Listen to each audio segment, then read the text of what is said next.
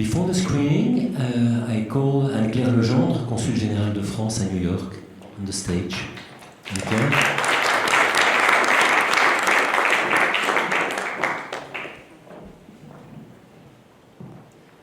Good evening, ladies and gentlemen. It's a pleasure to be with you this afternoon for the continuation of our symposium.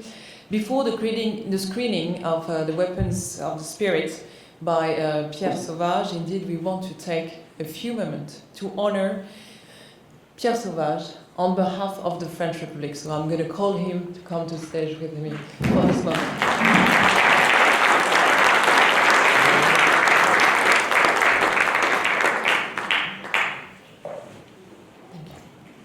So Pierre, it's really a privilege and an honor to recognize and acknowledge your achievement on behalf of the French Republic tonight. Indeed, your story is remarkable. And you are one of these hidden children of France we have been discussing for the last 2 days. You were a child of Jewish parents. You were hidden and protected from Nazi and Vichy persecution by the community of Huguenots that lived in the mountain in and around the village of Chambon-sur-Lignon we have been discussing. And as you will help reveal later in your works, this mountain community providing the most long-lasting and successful refuge for Jewish children and families. Over 1,000 of them were actually rescued there. So you are one of the lucky ones, bearing witness to a few sparks of light in what were otherwise the darkest of times. And as Samuel Pisar, your cousin, actually put it, if the names of the French branch of my family are not engraved on the wall of the Shoah Memorial in Paris, it's because they were saved by the righteous ones of Chambon-sur-Lignon. So after being born in Chambon, because you were born in Chambon, 4 years old, your parents brought you to the United States, where you grew up a real American boy. But still, you were fluent in French, and later on, when you were 18 years old, you decided to explore Paris and to explore filmmaking, and you went to Paris at the Sorbonne. And that's here, I believe, that you really fell in love with filmmaking and La Cinémathèque. But 18 years old was another transformational moment for you. Because that's at 18 years old, and maybe you will explain that to us later on, that you discovered that you were a Jew. You were Jewish. And this was a discovery that obviously affected deeply your life. And it was clearly at that point that you found your calling. From that day on, you would dedicate a large part of your filmmaking and of your life to the memory of Judaism and of the Holocaust. And in doing so, I believe you really echoed this quotation by Albert Camus. Albert Camus, that Rousseau actually lived in Le Chambon starting in 1942. So I'm going to read his quotation in French. Qui répondrait en ce monde à la terrible obstination du crime, si ce n'est l'obstination du témoignage? And please excuse me for the bad translation. I'm going to try to translate. How to reply to the horrific persistence of crime, if not by the equal persistence of testimony? And I think this really qualifies your career and your achievements. So if you look at your careers, I'm not going to name all your movies, but you have a number of remarkable films. Let me just name a few of them. Yiddish, the mother tongue, an Emmy-winning portrait of a unique and tenacious language and culture. A second one, We Were There, Christians and the Holocaust, featuring the testimony of 4 French righteous Christians, as well as the challenging views of Reverend Franklin Little about the Christian share of responsibility and complicity in the tragedy. Another one, And Crown Die Good, Varian Fry and the Refugee Crisis, a documentary about Americans involved in the rescue in Marseille, France, after France fell to the Nazis. But in the midst of your remarkable career, you decided to revisit the trace of your own unique history. And in 1982, you funded the Chambon Foundation and authored the documentary Weapons of the Spirit that we are about to screen. Both the foundation and the film try to reconstruct the history of the rescue of Jewish people on the plateau. And by recording interviews, you were able to immortalize the men and women, both Jewish and Christians, who took part in the rescue while they were still alive. And at the time, almost nothing had been said nor written about their story. So I received a message from the current mayor of Chambon, Eliane Vauquier-Motte, and she really wanted to convey the fact that the Chambon owes you the preservation of its history, and that all the inhabitants of Le Chambon are really grateful to the work you have done in preserving this story. So thank you for that. So in your work as a documentarian and as a historian, you have not only carried forward the difficult task of conveying and collecting evidence of the unspeakable crimes that were committed in Nazi, so that the current and future generation will not forget.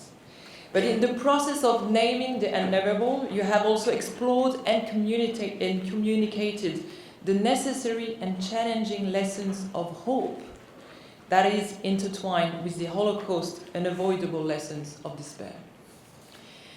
And it is for all these reasons that the French Republic wants to honor and recognize you by making you a knight in the National Order of Merit. And as you know, the National Order of Merit is one of France's highest distinction, which is bestowed on men and women who have accomplished exceptional deeds for France. So I'm going to proceed in French. Thank you.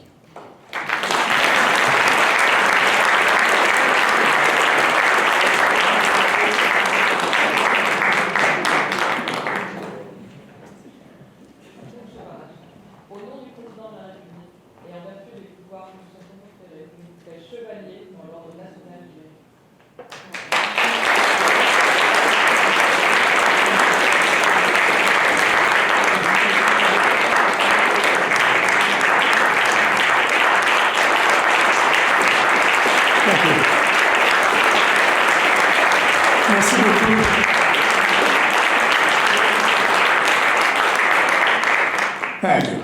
That's very sweet.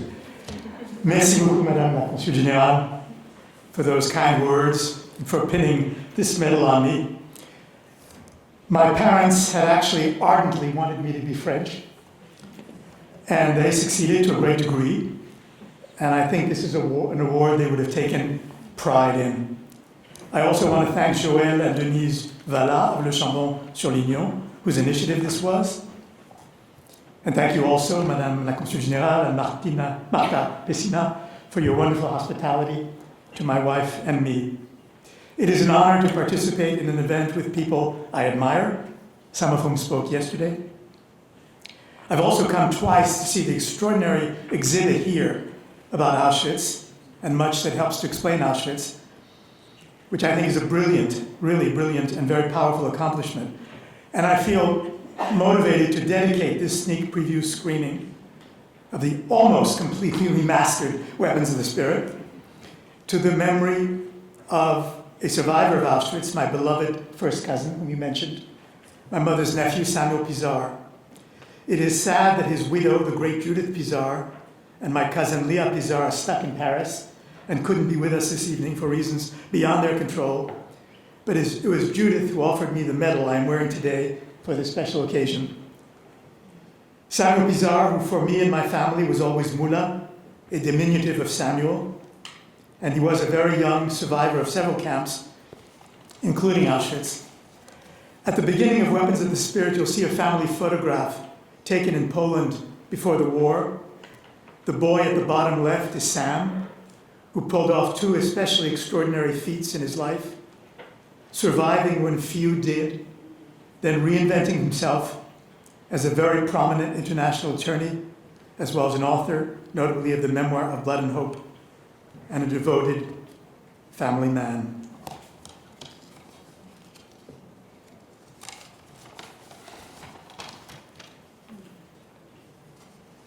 I'd like to now, adding in effect to Nathalie Heinich's wonderful presentation, I'd like to introduce this screening of Weapons of the Spirit by quoting briefly from some correspondence I had in 1988 with a man whom she mentioned in her presentation, Alexandre Grothendieck, who, yes, had arrived in Le Chambon at the age of 14 in 1492, and who went on to become a world-famous mathematician. Because science is a foreign language for me, let me situate Alexander Grothendieck further by citing the beginning of his long obituary in the New York Times in 2014.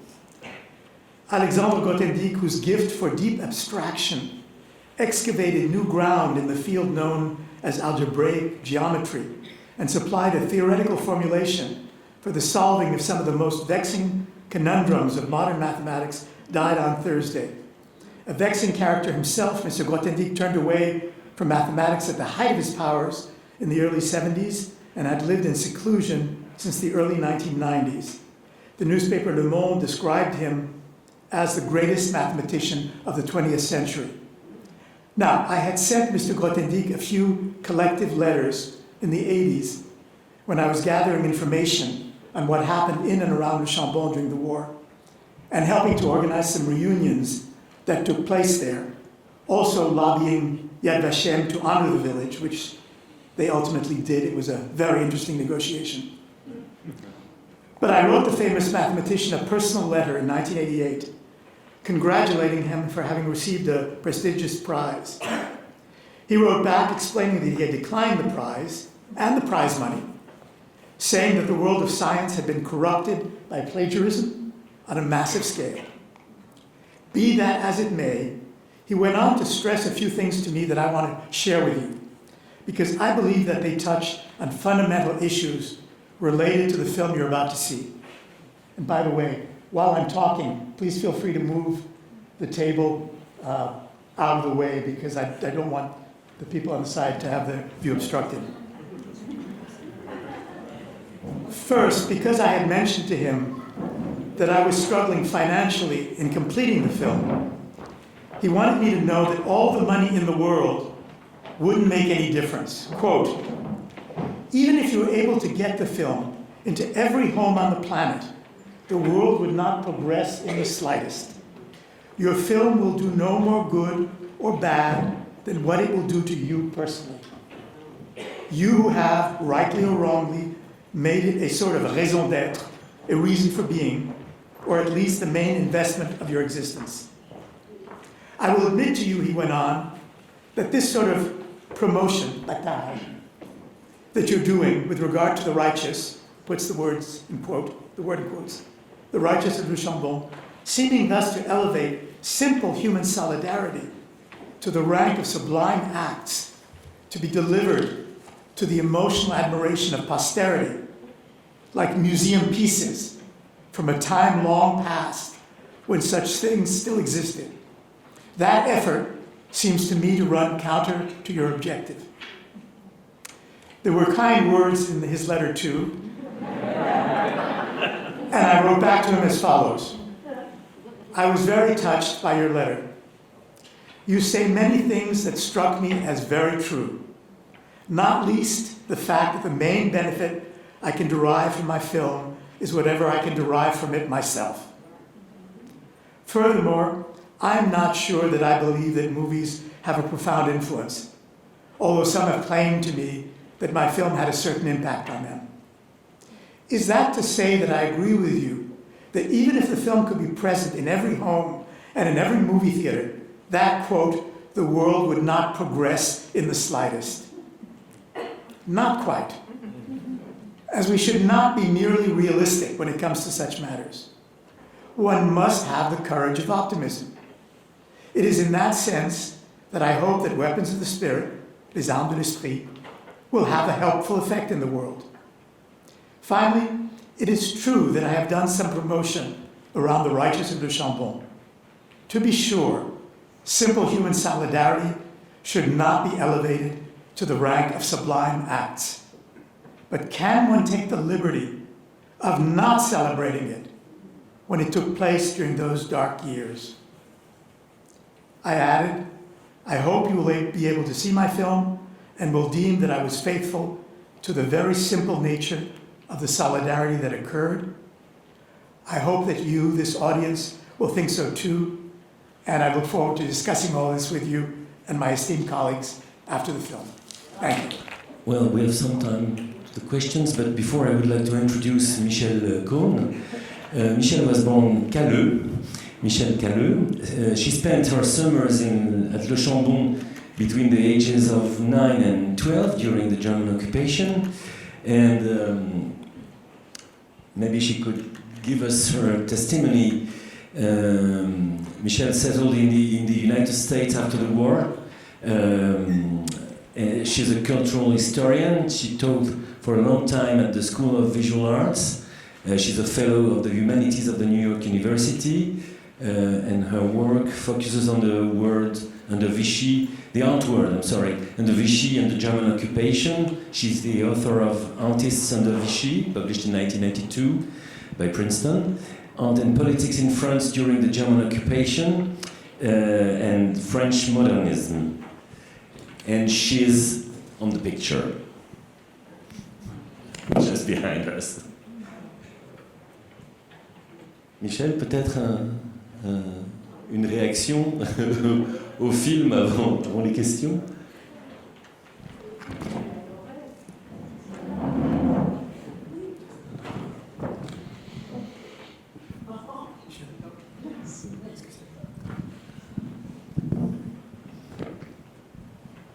Oui, ça se passe, c'était In English, maybe, nous no? avons été, nous avons... It works, but in English. You should talk in English. All right. So, my family discovered Chambon-Solignon in 1941. And we first stayed in a hotel that was called the Clos Gentil. And surprise, it was run by the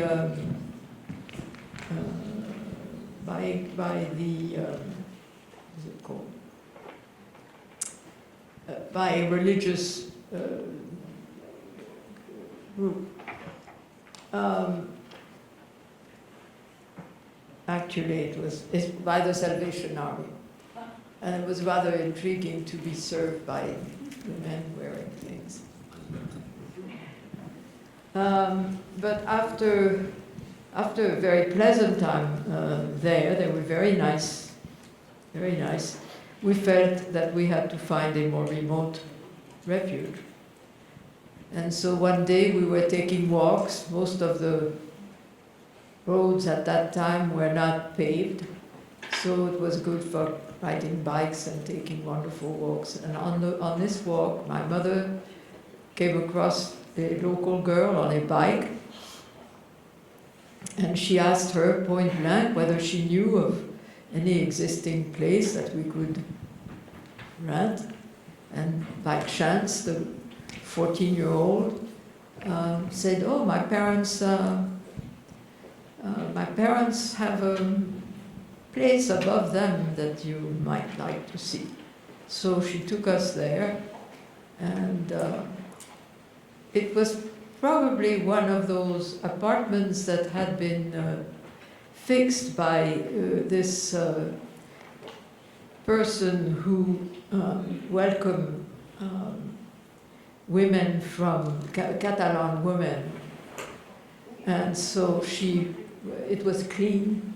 It had just a minimum amount of stuff. Of course, there was no running water, and the outhouse was outhouse at the top of the stairs, but it had a gorgeous view, and the farmers downstairs were happy that we were there, and so we settled there.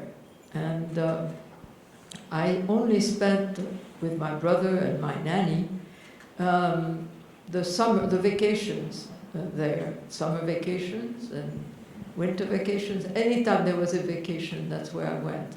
Because the rest of the time I was a student in the lycée in Saint-Étienne. So those summers at Le Chambon were very nice.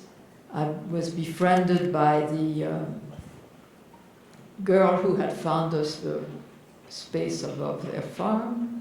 And she took me on various expeditions.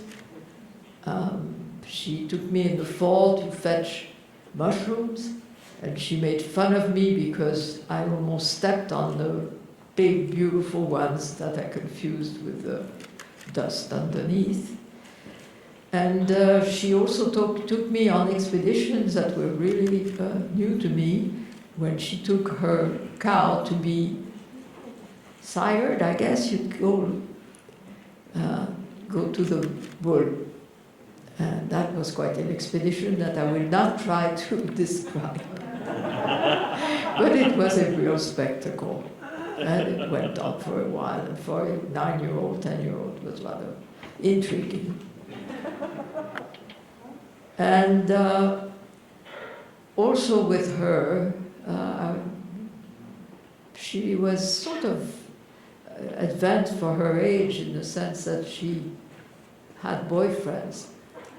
And she sort of took me along with her boyfriends and harmonicas and arm in arm. We went into the woods. And my nanny had to scream and scream and scream to get me to leave the group and come back. Anyway, I kept my virginity despite all attempts to take it away from me. Now all this joyousness was interrupted brutally. I don't exactly know how it happened, how the news came that friends of my parents or relatives had been arrested. But it did reach me. And this is something very strange for me, because I can't tell. It was hard. There was no telephone. There was, so you depended on somebody making the trip to tell you. And in July 14, 1944, we were expecting my father to join us. And lo and behold, the person who was in the distance with a bike was not my father. It was a neighbor of ours in Saint-Étienne, come to tell us that my father had been arrested.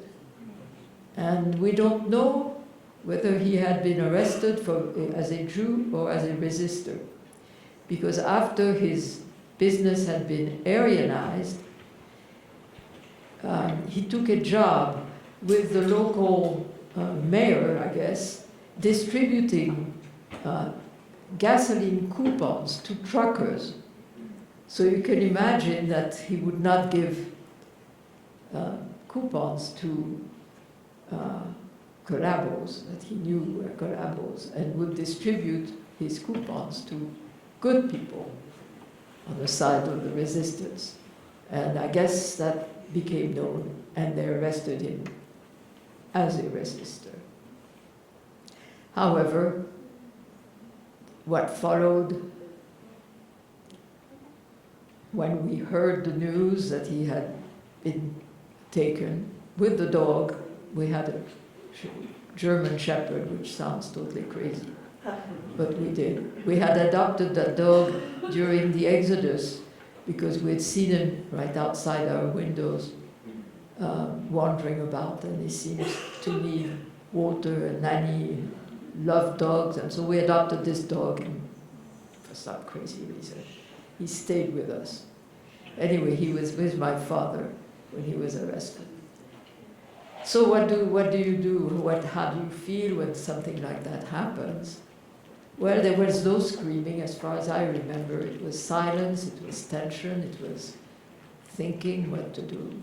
And my mother and the nanny took their bikes and biked down to Saint-Étienne to figure out what they could do, at least to know where he was, and left us with the farmers below. And for a few days, I had no idea of what had happened to my mother, my father, the nanny. And it was a very strange and painful time, but the farmers, les Guillots, behaved very generously toward the two of us. They had to feed 2 extra mouths. They were very poor.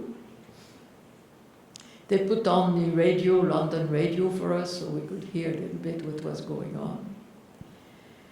And we sort of managed, but I don't think they had any idea if mother, father, everybody had been arrested, that they would have been left with 2 extra children. That's what I find almost miraculous, that farmers who adopted or took on children really didn't know what would be the consequences. Anyway, the Guyot, that was their name, were Catholics. They were not Protestants. Apparently it's very unusual in that community. They were a little bit not moral. I won't go into that. But the way they treated us makes them very worthy of all the rewards that Le Chambon had in that sort.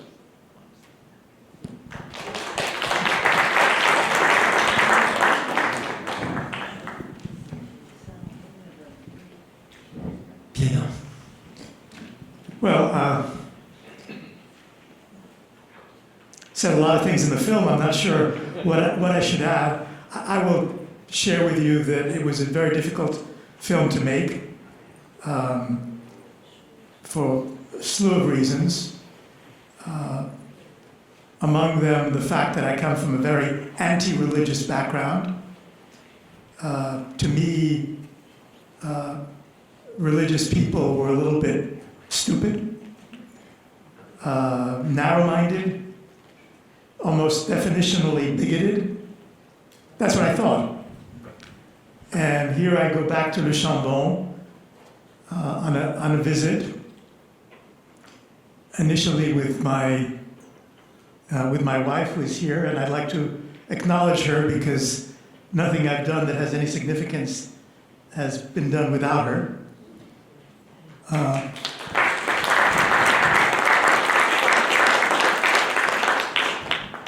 I'd also like to mention that I have a friend here who has worked closely with me over the years on this film and on other films, Michael Kelly. And thank you for being here. So when I went back to Le Chambon, I found these people. First of all, I was stunned at how smart they were. I also had had no interactions with peasants. I had all sorts of preconceived notions about peasants. You know, it's not the peasants who write the history books. It's the intellectuals and the historians. Well,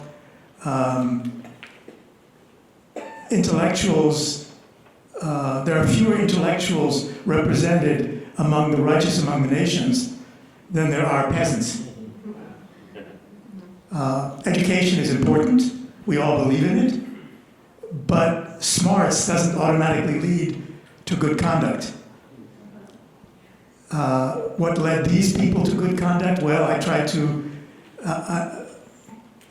piece together the various levels of why they acted the way they did. But I do think that one fundamental one is that because they were peasants, for the most part, I mean, obviously there were also others who joined with them, peasants depend on nature.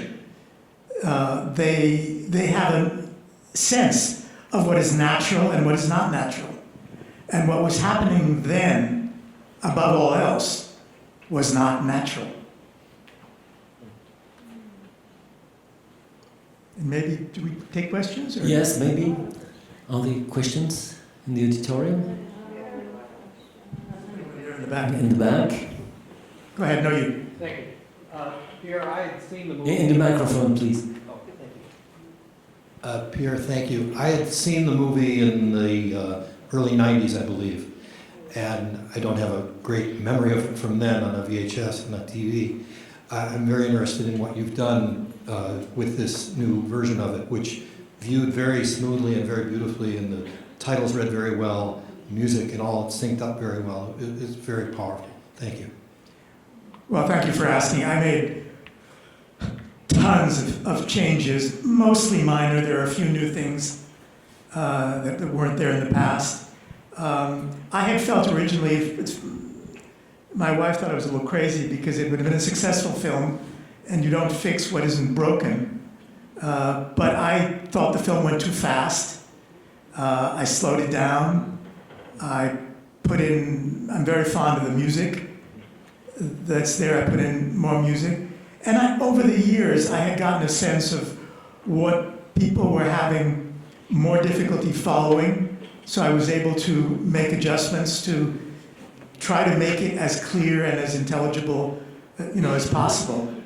It's also now widescreen, which is a difference. So it looks like a movie, as opposed to the square that we're used to from the 40s. So things like that. May I add something? It's very interesting to see it now. I knew the former version, and we realize how important is the work you made 30 years ago, receiving all these testimonies of dead people now. So Magda Trocmé, for instance, and many others. And really, it's not only memory, it's history. It's a very important document. Yes, well, thank you. And I as should be obvious too, I like talking heads. I think one learns a lot from observing people, what they say. It took me a long time to figure out what was important. We tend to respond often to the speeches. Like, there were people who made some speeches, and at first I thought, oh, this is the heart of it. It took me a long time to realize that, for instance, at the beginning of the film, Madame Héritier's shrug was the heart of who she was. The sense that she was conveying, that they all were conveying, really, that what they were doing was natural. And I'll say this also. People sometimes think that this is modesty, or even worse, they think it's false modesty. I don't think that's the case at all. They genuinely don't think that what they did was that big a deal, because if you do something that comes naturally, you don't attach that much importance to it. You attach importance to those things that don't come naturally. May I add something? Pierre Cabanel, who is here, I guess, who spoke yesterday, last book is about the writers in the Cévennes, and the title is, I try to translate, Nous devions le faire, nous l'avons fait, c'est tout. We had to do it, we did it, that's all. It's the title of the book, 700 pages of testimonies, something amazing. And many pictures, many drawings. The Barosine couple you've seen yesterday. Another thing I would add is you have done an interview with Oskar Rozowski, the physician.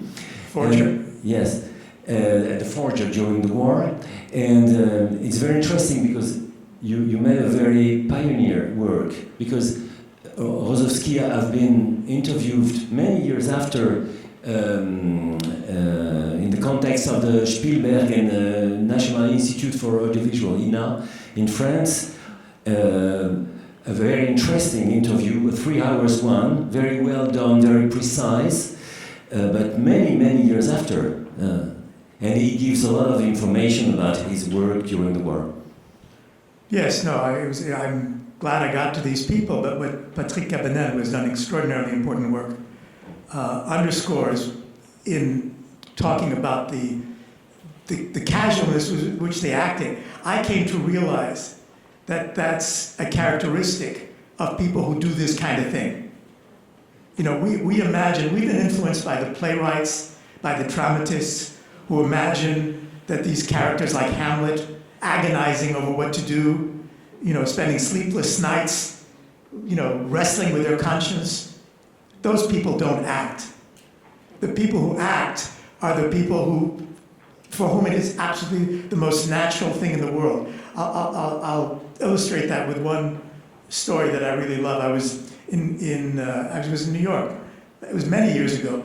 There was a story that happens periodically, a woman who had fallen onto the tracks in front of a subway train that was coming. And there was a tiny article in the newspaper, interview with a guy who had jumped onto the tracks to rescue this woman. And he was asked why he did it, and his answer I'm sure puzzled a lot of people.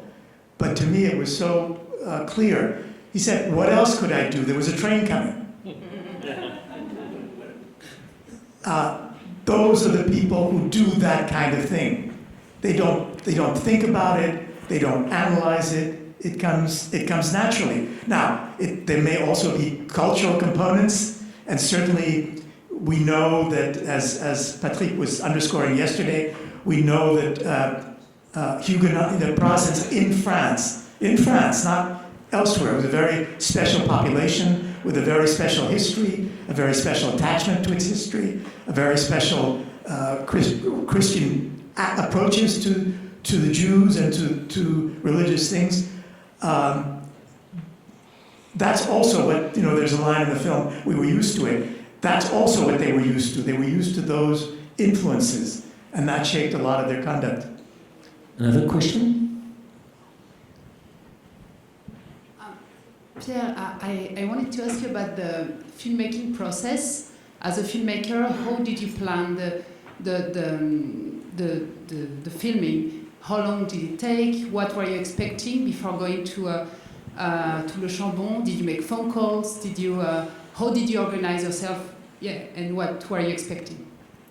We need a making of. Yes. Well, I'll tell you that the film came together in a strange way, because usually you spend years trying to raise money and trying to get support to make your documentary. And this one, I had mentioned to a friend that I wanted to do this, and he'd mentioned it to a high-level official in French television. And the guy immediately said yes, and within weeks, I was in Le Chambon shooting this film.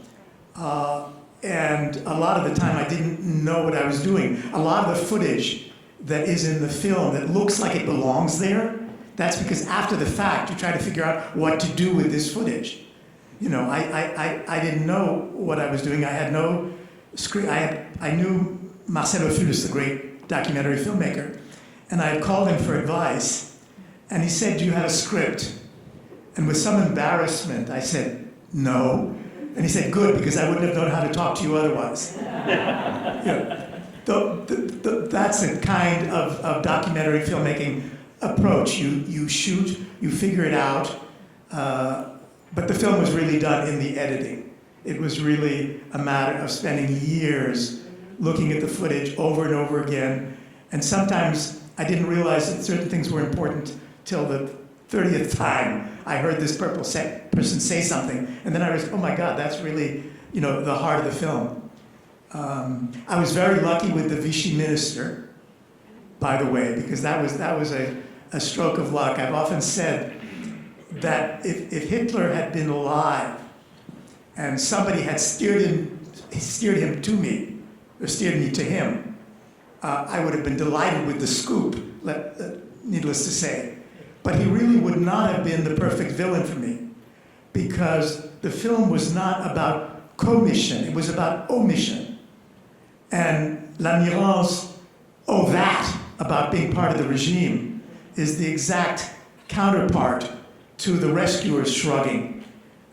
He didn't understand, his sense of responsibility.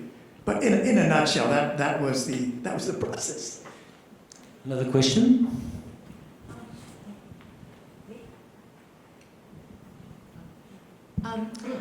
I was very moved towards the end of the film, the man who ultimately ended up in South America, how he said that he really couldn't process what had gone on, so he didn't make contact. It's really a two-part question. Do you know if people ultimately did go back, make contact, did they have connection, and have there been any kind of reunions with possibly the children? We see these kinds of films of suddenly there are 200 people in a room and they're all there because of the acts of one or two people, so that kind of thing.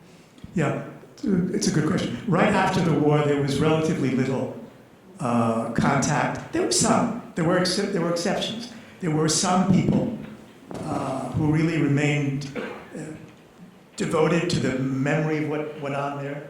But I don't know if you agree with me, Michèle, but most Jews, and it's very understandable, they had lived, as Atlas says, and that's why I retained that testimony, I thought it was important testimony, had lived through traumatic times. even when they knew that they were lucky to have been sheltered in that area, they had lost relatives, they had lived through fear, they had been dependent on other people. None of these things are really comfortable feelings or emotions. So most of the people went on with their lives. Since then, there were several reunions. I was pretty involved in organizing 2 of them, and it was very moving to do that. But I should also say that attitude is essentially symbolic of Jews and the rescuers in general. For a long time, that's changed, but for a long time, rescuers was not a popular subject. People didn't talk about it much. Again, that has changed. It's become a more, people are more interested in that. But it took a long time for Jews to accept. A lot of survivors were very uncomfortable. They were afraid sometimes that these stories would dwarf their experience, that the real experience of the Holocaust was the murder and everything else, which of course is true. But there is also this part of the story. And my fundamental contention is that you can't really let in the evil very well if you don't have the good to hold on to. The good is like a ramp that you can hold on to while facing the evil. Otherwise, we will not face it. The two are interlocked, interconnected, and it's important to be able to let in both. Thank you. And Claire? Pierre, I think it's a related question to the point I just made, but you described yourself as arriving at Le Chambon with some preconception, about peace and religious people, no script. So it seems like you arrive at Le Chambon without a story being told to you, but I guess your parents told you a story about this. So how did you connect this story that was told to you to the movie you made at the end? Well, thank you for asking that. I think you alluded earlier to the fact, I have to bring it up now, and it's certainly relevant to why I made this film and probably how I made this film, is that my parents came to New York when I was 4, 1948, raised me very French, partly to eliminate the Jew, because they were Jews who remained in hiding. So I only learned I was Jewish when I was 18. So they did not talk about Le Chambon. I mean, I knew I was born in that area, but I didn't know anything particular had happened there. I thought it was just a French village, and they happened to be there, and I knew none of this. I think that it's a reason I became, obviously a strong component of who these people were was their strong sense of identity. These were people who had a clear sense of who they were. It mattered to them, their history mattered to them. This was the exact opposite of the way I had been raised. I had been raised that you move on, that the past is not important, that you don't have to have an identity. So I was stunned that identity is a source of strength. So that's how it really came together for me. In terms of identity, there is a very interesting thing, is the music. You play different versions of La Sévenole, the very Protestant traditional song, with many different singers. It's a very important. I had wonderful. Actually, the granddaughter of the pastor of Le Chambon helped me with the music, with the original music, and she did a wonderful job. And La Sévenole is a fantastic song. The hymn when the people are arrested, that's not a hymn. There's another song that also is an old Huguenot song that I like very much. And then some of you may have recognized that there's quite a bit of music by Django Reinhardt, the gypsy guitarist. And I happen to love that music. But I also loved associating him with the film and with this subject. So, yes, but music is one of the things that we filmmakers can do that you historians cannot do. That dimension is missing from your work, and it's a very important dimension.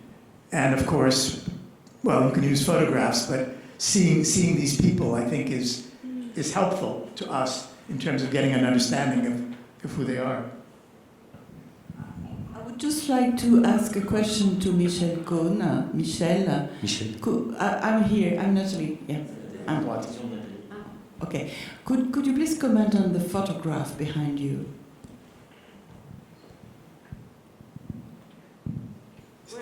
When was it taken? It was taken.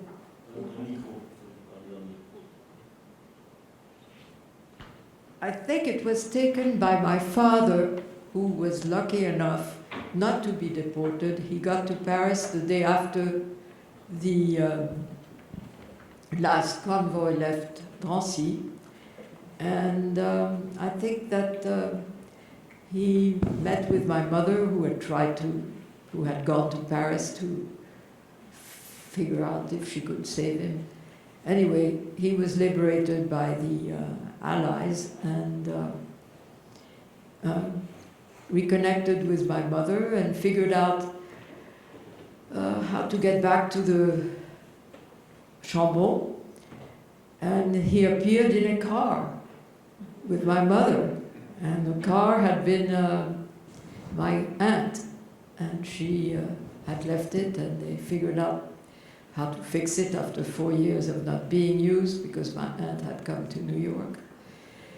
And so I imagine this was taken with a lot of emotion, because when you've gone through what my father had gone through, the return to his family must have been incredibly moving. So I think that's... I wish I'd had this photograph. I would have used it. I didn't have it then when I first saw it. Really? What are you on the Is that you? Are you the girl? Yeah. I'm the girl, and my brother standing, and it's a local boy, and that is something mysterious, because I don't know. I never asked myself who he was, and maybe he was an orphan. Yeah. An orphan. He was an Jewish orphan. I have no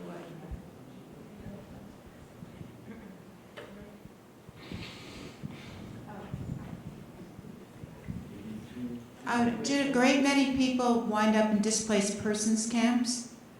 And were they in France or somewhere else? I'm sorry? I wanted to know, after liberation, if a great many of the Jews who were, especially the orphan children, wound up in displaced persons camps, and where they were. That is a big, what happened to Jewish orphans whose families didn't survive? What happened to them after the war? Did they end up in displaced persons camp? Well, they weren't displaced persons camp, but there were organizations that helped place them. There were occasionally problems. There were some families that didn't want to surrender the kids they had taken care of. There were a few famous cases like that. But were you going to answer that too?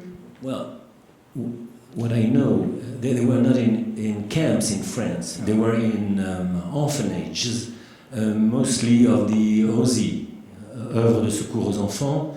There is an excellent book by Cathy Hazan. Nathalie se souvient peut-être du titre. Maybe Nathalie remembers the title.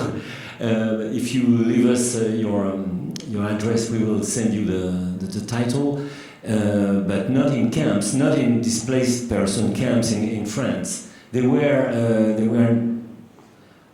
as far as I know, there were no DP camps in France. There were orphanages. There were settlements of Orthodox Jews in the northern of France, in castles. Very strange pictures, by the way, near Amiens, but not camps. Yes. last question. Question? Can you point to... Or two questions, okay, but... Okay, yes. Yes, thank you. My name is Nathalie Heinich, and I want to thank you for that remarkable new old movie that you just offered us. I was curious to know, I live here. I keep extremely aware, I've been here 32 years. I keep extremely aware, because I was born in Paris, of what's going on there. Will your movie be shown, the new version? I think it would be a public service to actually show it right now. Is it going to be shown? I hope so. It's very difficult to get distribution for a reissue for an old film. Distributors like to have new films. They don't like to reissue them. I argue that there's nothing dated in the film, that the subject is important, that there's no reason that it would be any different. But I haven't won over the people yet, either here. If any of you have friends who are distributors, send them my way, or in France. It's a little, now the French attitude on the subject is more complicated than the American attitude on the subject. But I don't, because, for the French, the fact that the heroes of this film are peasants is a little bit unusual. Whereas in America, that's not even an issue. Or especially the fact that there is a religious component to these people. As we know, France is an aggressively, it's my word, aggressively secular country. Yeah.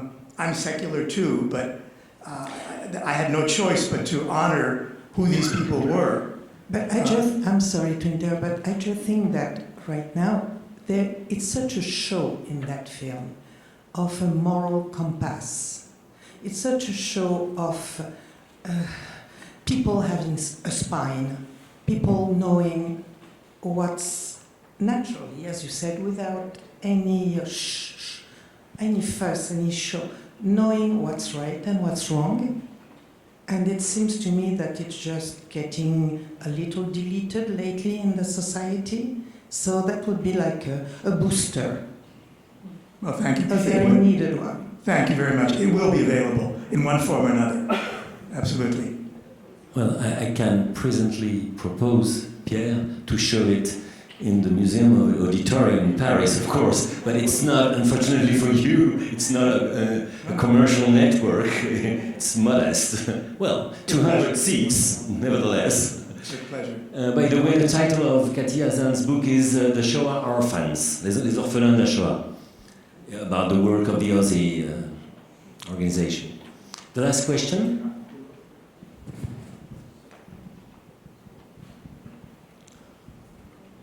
I think your film was very helpful for me. I enjoyed it very much. I stayed awake, which is unusual. But when you look at this film in terms of the world as it is today, you see so much anti-Semitism. Even in France, it's prevalent. In Spain, it's prevalent. In all these countries, how do you reconcile what's going on in the world today with what happened in that period of time in this one small town? Well, I can't turn into a pundit about anti-Semitism in the world. It's obviously a huge issue. All I really can do, all I have done, is try to make us look to the past and try to learn from the past and openly view who these people are. I will just quickly mention that one of my obsessions for many years now is what was happening in America during that time. We still have a lot of work to do coming to terms with the American share of responsibility for what was allowed to happen. And that also includes the issue of how American Jews responded to the challenges then. So I think it's essential that we all look at the past with open eyes and try to learn from it what we can. And certainly, I won't pretend that I do not think that there is a potential timeliness to this subject in American terms. We don't know exactly what's going to be happening in the coming years, but it could become sadly relevant.